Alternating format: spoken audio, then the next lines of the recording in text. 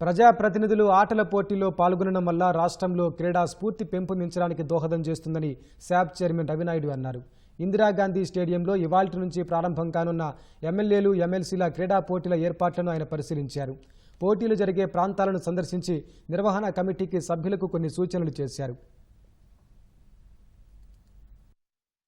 నియోజకవర్గంలో గాని వాళ్ళ వ్యక్తిగత జీవితంలో గాని ఎప్పుడు కూడా బిజీగా ఉండి ప్రజా శ్రేయస్సు కోసం నిరంతరం శ్రమిస్తున్న ప్రజాప్రతినిధులకు కూడా స్పోర్ట్స్ అవసరం, కల్చరల్ యాక్టివిటీస్ లో భాగస్వామ్యం చేస్తే తద్వారా నియోజకవర్గాల్లో కూడా క్రీడా రంగాన్ని, సాంస్కృతిక రంగాన్ని ప్రోత్సహించబడుతుందనే ఉద్దేశంతో స్పీకర్ గారు అనౌన్స్ చేయడం, ముఖ్యమంత్రి గారు దానికి సమ్మతించడం జరిగింది. ఈ ఇందిరాగాంధీ స్టేడియంలో 13 డిసిప్లిన్ సంబంధించిన క్రీడలను నిర్వహించడానికి, అదేవిధంగా దాంట్లో భాగస్వాములు అవడానికి ప్రజాప్రతినిధులందరూ కూడా ముందుకు రావడం జరిగింది. ఇప్పటికే ఏ టీం ఎవరు అయితే ఆడాలనుకుంటున్నారో వాళ్ళందరికీ కూడా పార్టిసిపేషన్ చేసే వాళ్ళందరినీ కూడా డివైడ్ చేయడం జరిగింది. 3 గంటలకు గౌరవ శాసన సభ స్పీకర్ గారు, చైర్మన్ గారు దీని కార్యక్రమాన్ని ప్రారంభిస్తారు.